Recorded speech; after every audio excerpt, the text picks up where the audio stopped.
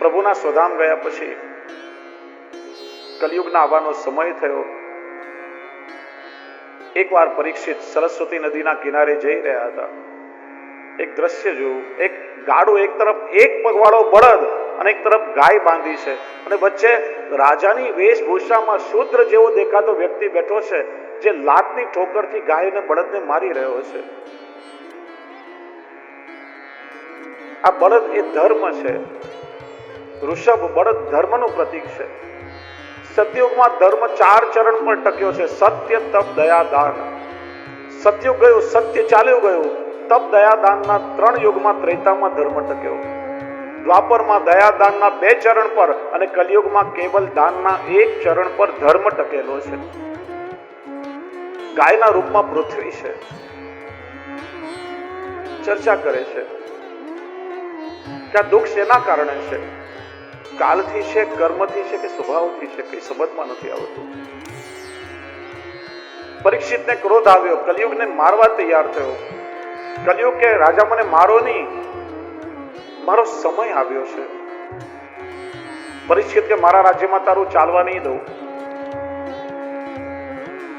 મારું કુળ ધર્માચરણ વાળું છે. મારા રાજ્યમાં પ્રજા ક્યારે દુઃખી ન હોય. જ્યાં સૂક્ષ્મ અભિમાન પરીક્ષિતમાં જોયું. અભિમાન અધર્મનો મિત્ર છે ને અધર્મ કલીનો મિત્ર છે. વિચાર્યું, પ્રવેશતા વાર નહીં લાગે. પરીક્ષિતના ચરણ પકડી લીધા. જ્યાં પરીક્ષિતનો સ્પર્શ થયો, કલીના આંદોલનો પરીક્ષિતમાં પ્રવેશ્યા. જો સિદ્ધાંત રહસ્યમાં 5 દોષમાં શ્રી મહાપ્રભુજી સંયોગ જા, સ્પર્શ જાશ્ચ, સ્પર્શ દોષ બતાવે છે. અંગ્રેજીમાં જેને ટચ થેરેપી કહેવામાં આવે છે. આપણે ત્યાં આચાર વિચાર અપરસનું કારણ શું? કોઈ પણ અપવિત્ર વ્યક્તિ કે વસ્તુને અડકવાથી દોષ લાગે. એનું કારણ માણસનું શરીર ઇલેક્ટ્રોનનું વાહક છે. કોઈ વ્યક્તિને ઇલેક્ટ્રિકનો કરંટ લાગે, તમે એને ટચ કરો, તમને પણ શોક લાગે. એમ કોઈ પણ અપવિત્ર વસ્તુ કે વ્યક્તિને સ્પર્શ કરીએ તો એના ઇલેક્ટ્રોન્સ આપણામાં આવે, એની નેગેટિવિટી આપણામાં પ્રવેશે, જે આપણને નુકસાન કરે. અને કોઈ વ્યક્તિ પવિત્ર કાર્ય કરી રહ્યો હોય, આપણે ત્યાં ઠાકોરજીના જારીજી ભરીએ, માલા ધરાવીએ, આરતી કરીએ, એકબીજાને આપણે હાથ લગાડીએ છીએ. એનું કારણ શું? કે પવિત્ર કાર્ય કરી ત્યારે એકબીજાને સ્પર્શ કરવાથી એ પોઝિટિવ ઉર્જા આપણી અંદર આવે, પોઝિટિવિટી આપણને મળે. આપણે ગુરુદેવના ચરણ સ્પર્શ કરીએ, કાયદેસર આજ્ઞા ચક્ર જમણા પગના અંગૂઠાને સ્પર્શ થાય એવી રીતે સ્પર્શ કરવો જોઈએ. અને માથા પર હાથ રાખીને આશીર્વાદ આપે ત્યારે હાથની પવિત્ર ઉર્જા એ આપણી અંદર પ્રવેશે અને આપણી અંદરની નેગેટિવિટીને દૂર કરે. જ્યાં કલીએ પરીક્ષિતના પગ પકડ્યા, એના આંદોલનો પરીક્ષિતમાં આવ્યા. પરીક્ષિતને દયા આવી. મારીશ નહીં, પણ તને રહેવા પણ નહીં દઉં. મહારાજ, અમુક સ્થાન તો આપો. 4 સ્થાન આપ્યા છે કે જ્યાં હિંસા થતી હશે ત્યાં તને રહેવાની છૂટ. જ્યાં મદિરા પાન થતું હશે ત્યાં કલીનો વાસ હશે. જ્યાં વ્યભિચાર થતો હશે ત્યાં તારો વાસ થશે, અને જ્યાં જુગાર રમાતો હશે ત્યાં તારો વાસ થશે. 4 સ્થાન આપ્યા. મહારાજ, આ 4 તો સામાન્ય સ્થાન છે, મને કોઈ ઉત્તમ સ્થાન આપો. તો કે અનિતિથી લાવેલું સોનું હશે એમાં પણ તને સ્થાન મળશે. ભાગવતજીમાં 5 સ્થાન બતાવ્યા, વિષ્ણુ પુરાણમાં જ બીજા સ્થાન બતાવ્યા છે કે એકાદશીના દિવસે અન્નમાં પણ કલીનો વાસ હોય. એટલા માટે 11ના દિવસે અન્ન વર્જિત છે, કેવલ ફલાહાર થાય છે. 5 સ્થાન આપ્યા. પોતાના રાજ્યમાં આવ્યો. વિચાર્યું કે જોઉં તો ખરા કે મારા પૂર્વજોએ મારા માટે ખજાનામાં શું સંપત્તિ મૂકી છે. ખજાનામાં આવ્યો. જરાસંધનો સુવર્ણનો રત્ન જડિત મુકુટ હતો મોટો. વિચાર્યું, બહુ અદ્ભુત મુકુટ છે. અનિતિથી લાવેલું સોનું હતું. ભીમે જ્યારે જરાસંધને માર્યો, ભગવાન શ્રી કૃષ્ણએ બહુ સમજાવ્યો, ભીમ, કારણ કે રાજ્ય ધર્મ છે કે કોઈ રાજા મરાય તો જ્યાં સુધી નવા રાજાની નિયુક્તિ ન થાય એ રાજાનું મુકુટ સિંહાસન પર રહે. જરાસંધના પુત્રોએ મુકુટની માગણી કરી, પણ ભીમ બળપૂર્વક લાવ્યો. અનિતિથી લાવેલું સોનું હતું. ભગવાને ના પડી છતાંય ભીમ લઈને આવ્યો અને એ મુગટ પરીક્ષિતે પોતાના માથા પર મૂક્યો. અત્યાર સુધી કલી એના ચરણમાં હતો, પણ પોતે સ્થાન આપ્યું. અનિતિથી લાવેલું સોનું છે હવે એના માથા પર સવાર થઈ ગયો. જીવ માત્ર પર દયા રાખનાર પરીક્ષિતને શિકાર કરવાની ઈચ્છા થઈ. સરસ્વતી નદીના કિનારે આવ્યો, અનેક પશુઓને માર્યા. તરસથી ગળું સુકાઈ રહ્યું છે, તડકો તપી રહ્યો છે, ચારે બાજુ પાણી માટે ભટકી રહ્યો છે. દૂર એક સુંદર મજાની કુટીર દેખાઈ. શમીક ઋષિનો આશ્રમ હતું. પરીક્ષિત અંદર આવ્યો. ઋષિ ધ્યાનમાં બેઠા છે. 2-3 વાર પાણી માંગ્યું, પણ ઋષિએ ના સાંભળ્યું, ધ્યાનમાં છે. ક્રોધ આવ્યો. આ દેશનો રાજા આવ્યો છે, ઉભા થઈને સન્માન કરવું જોઈએ, ઉલટું ન સાંભળવાનો દોડ કરે છે.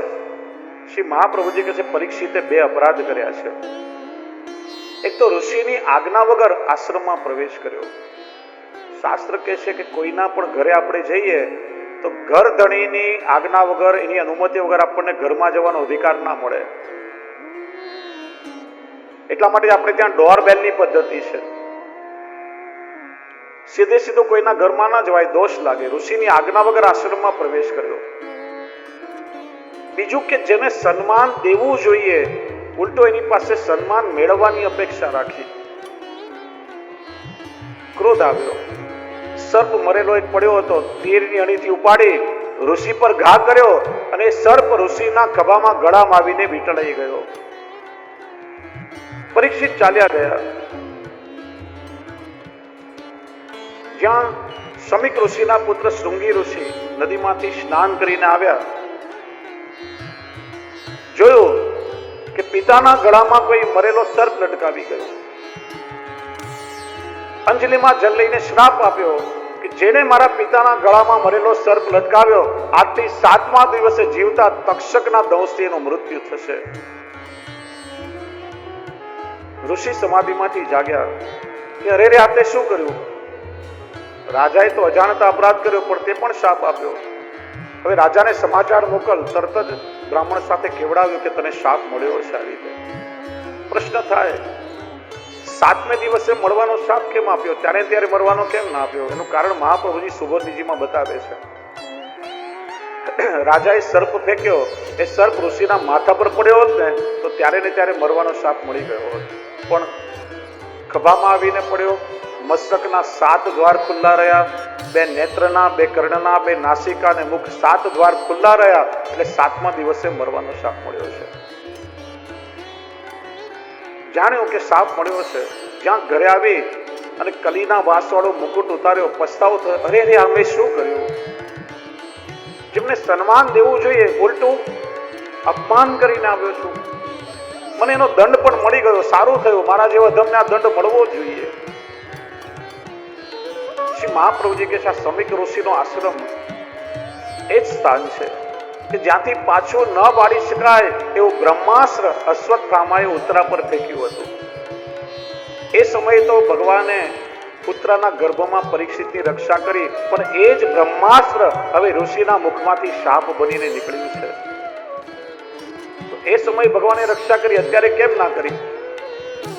ભગવાને વિચાર્યું પરીક્ષિતને કોઈ દૈત્ય કે અસુરનો ભય હોય તેને મારીને પરીક્ષિતની રક્ષા કરું, પણ પરીક્ષિતને શાપ મળ્યો છે, વાણીનો ભય છે, એટલા માટે મારે વાણીથી રક્ષા કરવી જોઈએ. એટલા માટે ભગવાન ભાગવતનું રૂપ લઈને પધાર્યા અને પરીક્ષિતનો ઉદ્ધાર ભગવાને કર્યો છે. ભાન થયું. તરત જ રાજ્યપુત્ર જન્મેજયને સોંપી મોક્ષ પ્રાપ્તિ માટે નીકળી પડ્યા. ગંગાજીના કિનારે આવ્યા. અનેક ઋષિ મુનિઓ તપ કરી રહ્યા છે. જઈને કંઈકને પૂછવા લાગ્યો, 7 દિવસમાં મૃત્યુ થવાનું છે, કોઈ મુક્તિનો માર્ગ બતાવો. ઋષિઓ એકબીજાનું મોઢું જોયે, અમે મુક્તિ મેળવવા વર્ષોથી તપસ્યા કરીએ છીએ, હજી સુધી મળી નથી, ક્યારે મળશે ખબર નથી. ના, 7 દિવસમાં મુક્તિનો ઉપાય પૂછે છે. પરીક્ષિત વિચારે હું કેવો અભાગ્યો છું. આજે જીવનના એક એવા મોડ પર ઊભો છું કે નથી જીવનમાં જીવવાનો સમય બાકી રહ્યો, કે નથી મારી પાસે કોઈ જ્ઞાન. મને એવા ગુરુની આવશ્યકતા છે કે જે મારા મૃત્યુને મંગલ બનાવે. પરીક્ષિતનું મન કહી રહ્યું છે, મોહે લાગી લગન ગુરુ ચરણન કી. એવા ગુરુ મને ક્યાં મળે? જે મારા મૃત્યુને મંગલ બનાવે.